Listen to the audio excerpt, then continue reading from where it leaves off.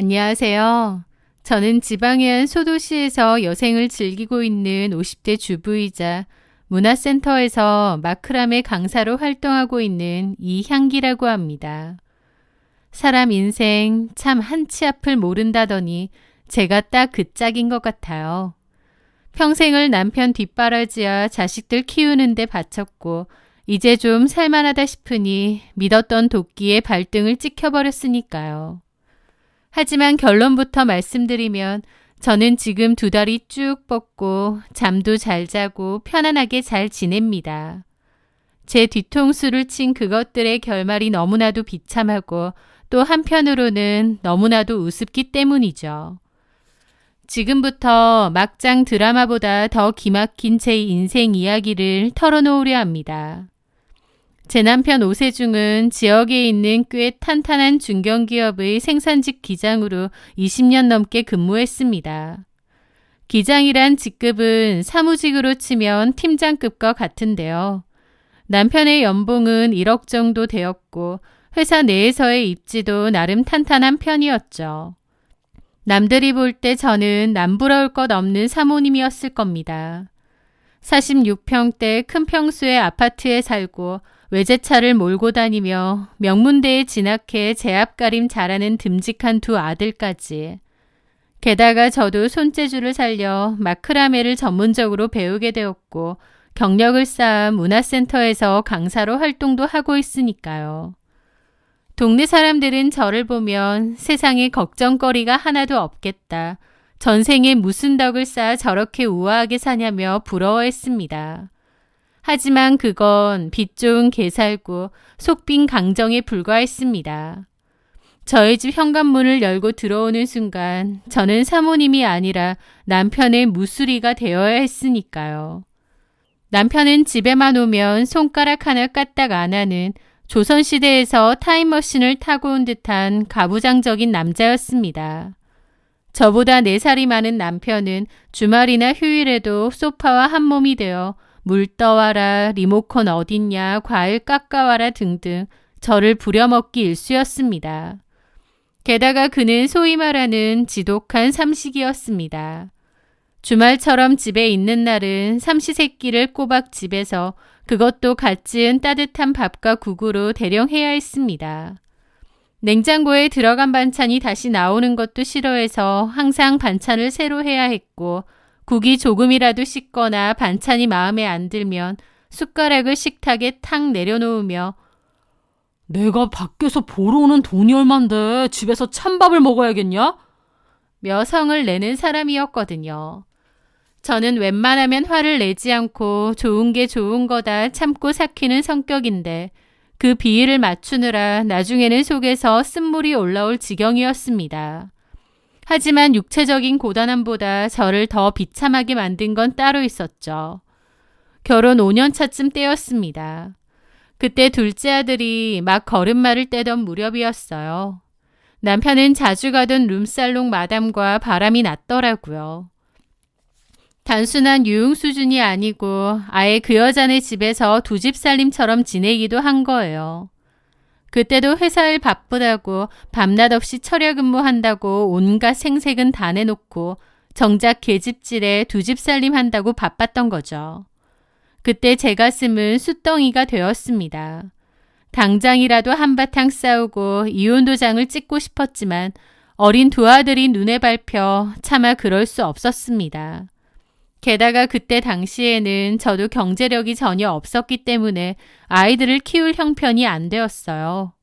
그렇다고 개차반 같은 남편에게 아이들 맡기고 이혼하는 건 죽기보다 싫었고요. 나만 참자, 나만 모른 척하자 피눈물을 삼키며 덮었습니다. 그 뒤로는 같이는 살지만 사실 정은 별로 없었죠. 그냥 애들 아빠로 돈 벌어오는 가장으로 마음을 그렇게 먹었던 것 같아요. 남편 역시도 큰 애정은 없었고 이혼하는 것보다 저랑 사는 게 지도 편하고 좋으니까 그냥 살았던 것 같고요. 그렇게 세월이 흐르고 흘러 20년이 흘렀습니다. 겉으로는 평온한 부부처럼 보였겠지만 제 마음속에서 남편은 오래전에 죽은 사람이나 다름없었고 껍데기만 부부이기도 했어요. 제게 남편은 그저 돈 벌어다 주는 하숙생, 그 이상도 이하도 아니었으니까요. 그 전에 취미생활로 또 나중에 돈벌이 수단이 될까 싶어서 시작했던 마크라메. 나중에는 수준이 꽤 되어서 문화센터에서 마크라메 강의도 시작했습니다. 실을 엮어 매듭을 만드는 그 시간이 저에게는 유일한 힐링이었죠. 그렇게 평소처럼 강좌를 열었는데 제 수업에 최미은이라는 수강생이 들어왔습니다. 미은 씨는 저보다 3살 어렸고 항상 인조 속눈썹을 붙여 눈이 화려한 여자였습니다. 겉으론 밝고 명랑하고 화려해 보이지만 어딘가 모르게 그늘이 있기도 해서 분위기가 묘한 사람이기도 했어요. 처음엔 단순한 강사와 수강생이었습니다. 그러다 쉬는 시간에 개인적인 이야기도 주고받고 또 모르는 부분이 있으면 개인적으로 연락도 하면서 물어보고 알려주는 과정에서 좀 친해졌어요. 미은 씨는 오후에 식당에서 설거지와 서빙 일을 한다고 하더라고요. 고등학생 아들을 홀로 키우고 있는 돌싱이라고 했고요. 이야기를 나누다 보니 우연히도 저와 같은 아파트 단지에 살고 있다는 사실을 알게 되었습니다. 다만 저는 아파트 내에서 45평대 자가였고 미은 씨는 좀 작은 평수의 임대동에 살고 있었습니다. 어쨌든 같은 아파트, 같은 동네라는 사실에 왠지 모를 친밀감이 느껴졌죠. 워낙 싹싹하고 친근하기도 했고요. 미은 씨랑 개인적으로 좀 친해지면서 이런저런 얘기도 했는데 미은 씨는 자신의 신세 한탄을 자주 하곤 했습니다. 처음엔 마냥 밝고 긍정적인 사람인 줄 알았는데 막상 가깝게 지내보니 힘든 일이 참 많고 가슴에 한을 지니고 사는 사람이더라고요. 언니, 저는 전 남편 때문에 인생을 망쳤어요. 그 인간 완전 한량이었거든요. 맨날 집구석에서 그림 그림답시고 폰만 잡고 생활비 하나 안 벌어왔다니까요. 결혼 생활 내내 제가 식당 나가서 일하면서 돈 벌었잖아요. 결혼 전만 해도 참 멋있고 근사한 사람인 줄 알았어요. 낭만적이고. 그래서 사랑 하나 믿고 결혼했는데 그런 남자랑 결혼하니까 죽어라 이래도 남는 거라고 구질구질한 생활뿐인 거예요. 하나밖에 없는 아들한테도 뭐 제대로 해준 것도 없고 내가 이 나이까지 살아보니까 남자는 역시 능력이 최고인 것 같아요. 그걸 20대 결혼할 때 알았어야 했는데 나는 내가 20대로 돌아가면 정신 차리라고 꿀밤이라도 때려주고 싶다니까요. 남자는 무조건 돈 잘 버는 사람이 짱이야. 절대 저런 한량 같은 사람이랑은 결혼하면 안 돼. 이렇게 말하면서요. 미은 씨가 한숨을 폭폭 내쉬며 하소연할 때면 저도 모르게 측은지심이 들기도 했습니다. 겉으로는 옷도 화려하게 입고 잘 꾸미고 다녀서 세상 해맑고 긍정적인 사람 같은데 속은 정반대였으니까요. 그래서 종종 문화센터 밖에서도 만나면 밥도 사주고 커피도 사주며 언니 노릇을 했던 것 같습니다. 미은 씨도 저를 친언니처럼 따르며 살갑게 굴었고요. 그렇게 가깝게 지내다가 언젠간 자연스레 저희 집도 초대도 하게 되었는데요. 저희 집에 온 미은 씨는 놀라더라고요. 어머, 같은 아파트라고 해도 우리 집이랑은 천지 차이네. 우리 집은 코딱지만 해서 숨이 턱턱 막히는데 언니는 참 좋은 집 사네요. 미은 씨는 거실 한편에 놓인 제 골프 가방을 쓰다듬으며 부러움 가득한 눈빛을 보냈습니다. 언니 골프도 해요? 나도 골프 한번 배워보는 게 소원인데 하루 벌어 하루 먹고 살기 바빠서 꿈도 못 꾸죠 뭐. 언닌 좋겠다. 우아하게 문화센터에서 강사하면서 골프 치러 다니고 차도 외제차에 옷도 다 백화점 브랜드만 입고 부럽다 부러워. 저는 쑥스러워 손사래를 쳤지만 솔직히 기분이 나쁘지는 않았습니다. 누군가에게 동경의 대상이 된다는 건 묘한 우월감을 주기도 하니까요. 심지어 미은 씨는 저에게 그런 말도 하더라고요. 언니가 제 롤모델이에요. 나도 언니처럼 살고 싶어요. 내가 가만 보니까 운 중에 제일 좋은 운은 역시 남편 운이야. 언니 봐요. 돈 잘 버는 남편 잘 만나서 돈 걱정 없이 자식 농사도 대박 나고. 언니는 정말 전생에 나라를 구하셨나 봐. 나 같은 년은 그냥 고생만 하다 죽는 거지 뭐. 라는 겁니다. 갈수록 조금씩 과해져가는 언행에 조금 불편할 때도 있었지만 속에 쌓인 게 많아서 그런가 보다 하고 좋게 넘겼습니다. 그런데 언젠가부터 미은 씨가 저에 대해서 묻는 것들이 점점 더 구체적이고 노골적으로 변해가는 거예요. 특히 저희 남편의 경제력에 대한 호기심이 크더라고요. 언니, 근데 이 정도 평수에 관리비며 생활비며 게다가 아들들 대학 등록금까지 하려면 돈이 장난 아니게 들 텐데 형부가 돈을 엄청 잘 버나 봐요. 그냥 뭐 한 회사 오래 다녀서 기장 달고 하니까 굶지는 않고 살지. 제가 겸손을 떤다고 생각했는지 미은 씨는 집요하게 파고들었습니다. 에이, 겸손하시기는. 중견기업 기장이면 현장직에선 임원급이라던데 연봉 꽤 되죠? 솔직히 말해봐요. 얼마 정도 돼요? 한 1억은 되나? 그녀의 반짝이는 눈빛에 저도 모르게 얼떨결에 고개를 끄덕이고 말았습니다. 뭐 대략 그 정도는 되지. 상여금이랑 이것저것 합치면.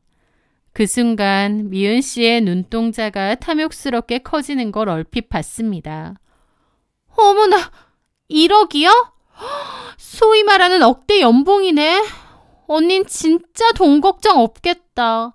언니가 왜 우아하게 사는지 이제 알겠네요. 아휴, 난 언제 그렇게 살아보나. 차라리 다시 태어나는 게 빠른가? 그녀는 한참 동안이나 허공을 응시하며 이럭하고 중얼거렸습니다. 하지만 저는 속으로 쓴웃음을 지었습니다. 남들이 보기엔 연봉 1억 남편을 둔 우아한 사모님일지 몰라도 실상은 삼시세끼 밥 차려 바쳐야 하는 무수리 신세였으니까요. 하지만 그런 걸 남한테 미주알 고주알 말할 필요는 없다고 생각했습니다. 게다가 그 인간이 과거에 룸살롱 마담이랑 바람나서 제 속을 숫덩이로 만들었던 일까지도 굳이 시시콜콜 떠벌려서 제 얼굴에 침을 뱉고 싶지는 않았죠. 그래서 미은 씨가 그런 말을 할 때면 그냥 아무 말 없이 미소만 짓거나 다른 얘기로 돌리곤 했습니다. 그런데 그날 이후 미은 씨는 노골적으로 제 남편에 대해 묻기 시작하는 거예요. 형부는 성격도 좋으시죠? 그렇게 돈 잘 버는데 가정적이까지 하면 진짜 사기 캐릭터인데. 혹시 형부 회사에 돈 많은 돌싱 없어요? 저 나이 많은 거 상관없어요. 그냥 돈만 많으면 돼요. 저도 언니처럼 좀 편하게 살아보고 싶어서 그래요. 저는 그저 농담인 줄 알고 알아볼게 하고 웃어 넘겼습니다. 가끔은 너무 집요해 좀 곤란하거나 불편할 때도 있었지만 그냥 좋게 이해하려고 했던 것 같아요. 그런데 어느 날 미은 씨의 진짜 속마음을 알게 된 일이 있었습니다. 그날은 미은 씨가 졸라서 저희 집에 놀러 왔을 때였어요. 언니, 나 화장실 좀 급해서.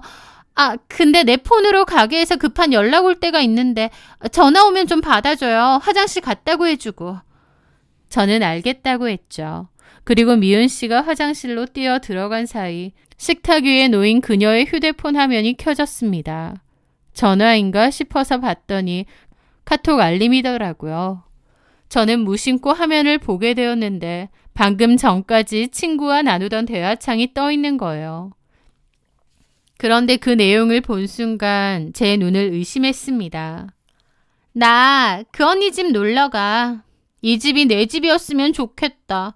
결국 이 언니가 누리는 여유도 다 지 남편 주머니에서 나오는 거 아니야. 남편 등골 빼먹고 사는 주제에 우아한 사모님 행세하는 거 보면 꼴같찮다니까. 순간 머리를 한 대 맞은 것 같았습니다. 제 앞에서는 언니 하며 간이라도 빼줄 듯 굴더니 뒤에서는 저를 남편 등골 빼먹는 여자 취급하며 지인들에게 씹어대고 있었던 겁니다. 손이 부들부들 떨렸지만 일단은 모른 척 했습니다. 화장실에서 나온 미은 씨는 아무것도 모른 채 언니, 이 커피 너무 맛있어요.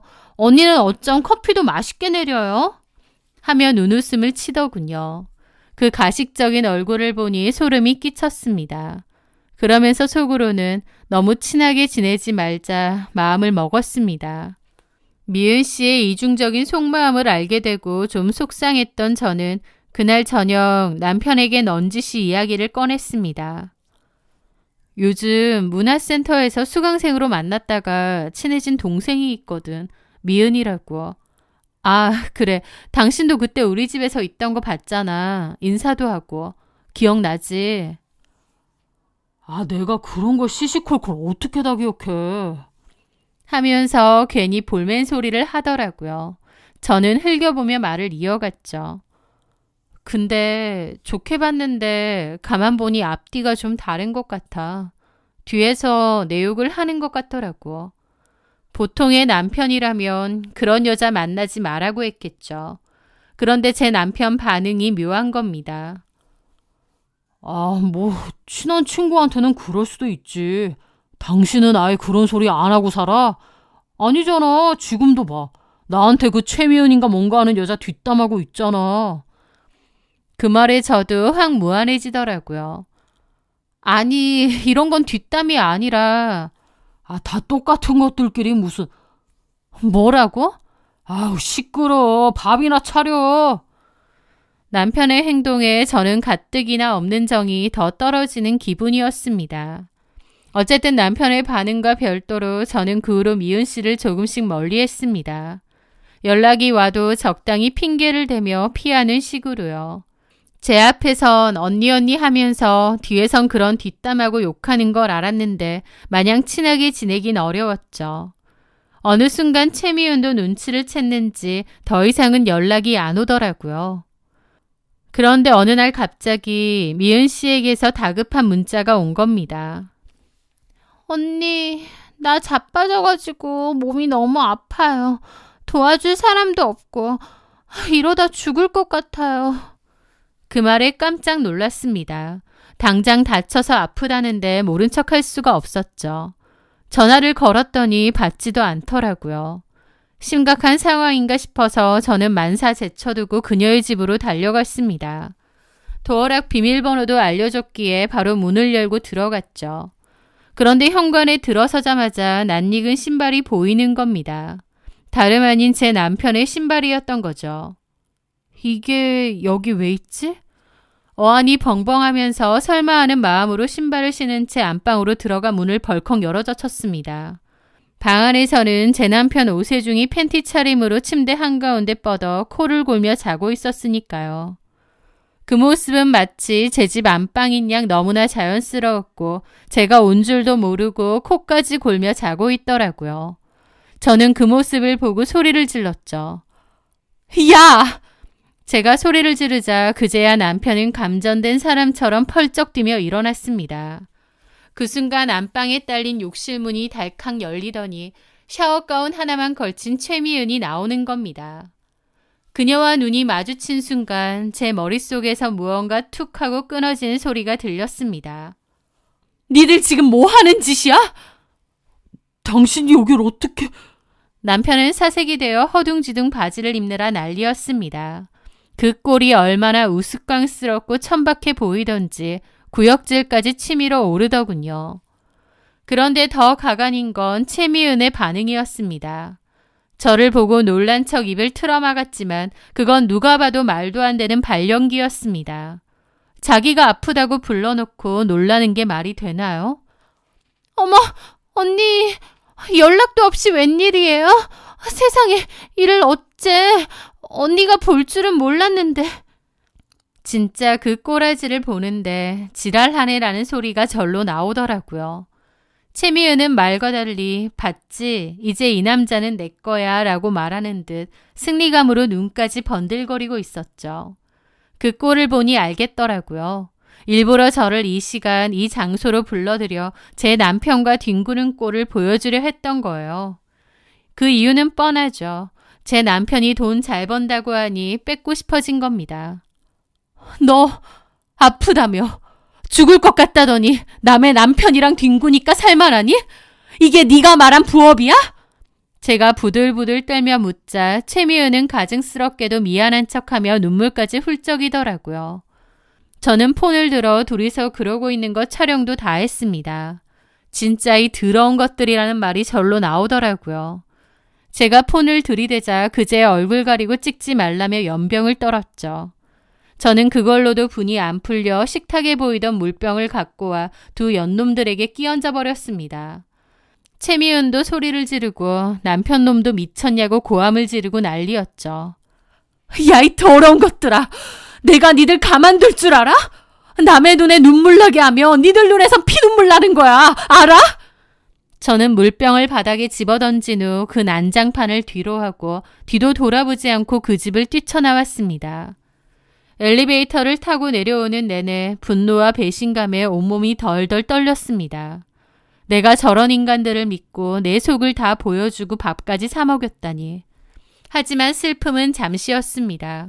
주차장에 도착했을 때 제 눈물은 이미 말라버렸고 그 자리엔 차가운 도끼만이 남았습니다. 남편은 뒤늦게 집으로 쫓아와 싹싹 빌어도 모자랄 판에 당신이 오해한 거다라며 말도 안 되는 변명을 늘어놓는 거예요. 그러면서 지가 먼저 이혼은 절대 못한다며 버티는 겁니다.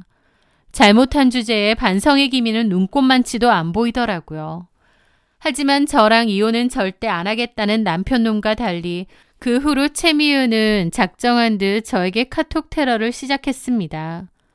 남편과 주고받은 낯뜨거운 대화 내용을 모조리 저에게 보내기 시작한 거죠. 남편이 저를 그냥 가정부라 생각한다. 여자도 아니다. 매력도 없고 그냥 애엄마니까 참고 산다. 미은이 네가 참 매력적이고 자꾸만 생각난다. 사실 내 스타일은 미은이 너다. 등등 저를 험담한 내용에 둘이서 좋아 죽네 어쩌네 하는 내용까지 다 있더라고요. 제가 상간소송을 하겠다고 경고해도 최미은의 짓은 멈추지 않았죠. 어떻게든 제 남편을 뺏으려는 작정이었습니다. 반성 없이 뻗대는 남편놈에 이혼해달라고 사람 닭다리 되는 최미은. 그 사이에서 저는 완전히 질렸습니다. 이 더러운 인간들과 더 이상 엮이고 싶지도 않더라고요. 솔직히 남편에 대한 정은 이미 진지게 떨어졌고 그냥 저냥 살았는데 그 사건으로 이제는 혐오감까지 남은 겁니다.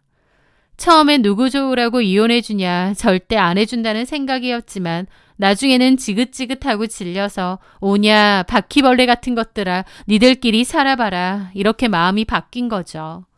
최미은이 시도 때도 없이 너랑 최미은이랑 연병던 카톡 보내고 이혼해달라 생 난린데 나도 진짜 지겨워서 못 해먹겠다.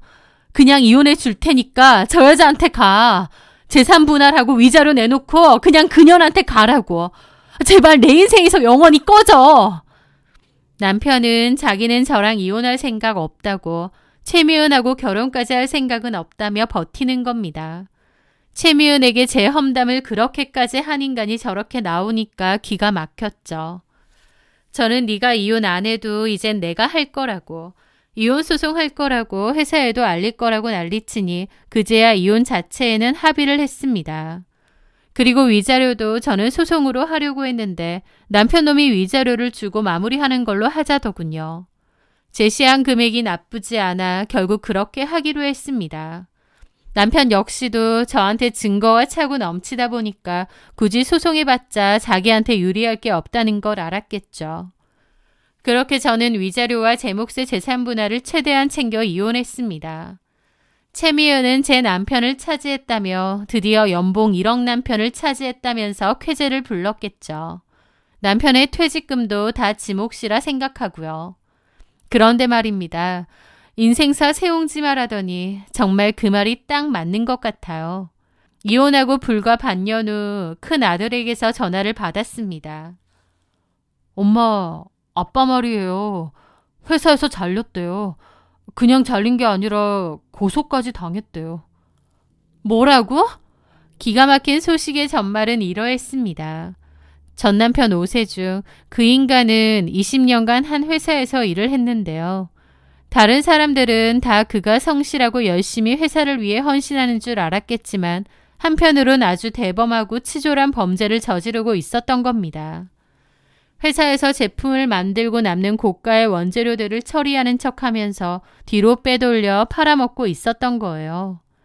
원래는 그걸 팔아서 생기는 수익금은 회사로 환원을 해야 되는데 그걸 안 하고 자기가 개인적으로 다 챙긴 겁니다. 장부 조작까지 하면서요. 그것도 1, 2년 해먹은 게 아니라 무려 10년 넘게 해먹은 거죠. 무려 10년 넘는 세월 동안 야금야금 회사의 자산을 제 주머니 쌈짓돈처럼 챙겨왔으니 그 금액이 얼마나 많았겠나요. 그동안은 현장 책임자라는 권력으로 부하 직원들의 입을 막고 장부를 조작해 완전 범죄를 했던 모양이지만 꼬리가 길면 밟히는 법. 새로 부임한 공장장이 재고조사를 깐깐하게 진행하면서 비리의 꼬리가 잡혔고 감사팀이 들이닥쳐 탈탈 털어보니 그동안 횡령한 액수가 다 나온 거죠. 그 일로 회사는 발칵 뒤집혔습니다. 단순히 해고로 끝날 문제가 아니었던 거죠. 회사는 오세중을 업무상 횡령 및 배임 혐의로 형사 고소한 것은 물론이고 그동안 빼돌린 금액에 대한 손해배상 청구 소송까지 제기했습니다. 최미은이 침을 흘리며 탐내던 연봉과 그 두둑한 퇴직금, 당연히 구경도 못하게 됐을 겁니다. 회사가 퇴직금을 가압류 걸어버렸으니까요. 연봉 1억 능력남이었던 제 남편은 하루아침에 회사에서 잘린 빈털터리 빚쟁이로 전락해버린 겁니다. 나중에 건너들으니 그걸 알게 된 최미은의 반응이 아주 가관이었다고 합니다. 그 자리에 거품을 물고 뒤로 나자빠졌다고 하더라고요. 남의 남편 뺏어서 호의호식하고 살려나 기대했겠지만 돈은커녕 그 삼식이 뒷바라지만 주구장창 하게 생겼습니다. 그 일로 그 둘이 얼마나 떠들썩하게 싸웠는지 한밤중에 아파트로 경찰까지 왔다니까요. 그 얘기를 들은 저는 최미은의 팔자가 지독하구나 싶더군요. 전 남편도 무능력해서 이혼했다더니 이번에는 남의 남편 뺏어가면서 겨우 재혼했는데 재혼한 놈도 도둑놈의 빚쟁이니까요. 한마디로 제 남편 놈은 되팔지도 못하는 산업 폐기물이나 다름없었던 겁니다. 그 꼬라지가 얼마나 우습고 한심한가요. 서로 저주를 퍼부으며 이혼 한 해 만에 하고 산다는데 힘들게 재혼까지 했는데 무슨 이혼인가요? 그 지옥 불구덩이 속에서 둘이서 손잡고 100년 해로하며 살아야죠. 저는 그 얘기 전에 듣고 결국 최미은의 그 팔자도 지가 만든 거구나 싶더라고요. 남 부러워하고 시세마다 못해 남편까지 뺐더니 결국 돌고 돌아 그 삼식이 밥이나 차려주고 뒷바라지만 하게 생긴 겁니다. 그 꼬라지가 참 볼만했죠. 저는 이제 더 이상 아침 6시부터 일어나 쌀을 씻고 국을 끓이지 않습니다. 결혼 생활 내내 저를 옥죄어왔던 삼식이 남편의 밥상 수발에서 해방된 것이 이렇게나 행복할 줄은 몰랐습니다. 늦음하기 일어나 향긋한 커피 한 잔에 토스트를 구워 먹으며 창밖 풍경을 바라보는 아침, 너무 여유롭고 좋네요. 제가 버는 돈 그리고 위자료와 재산분할로 받은 돈은 앞으로는 오직 저를 위해서만 쓰려고 합니다.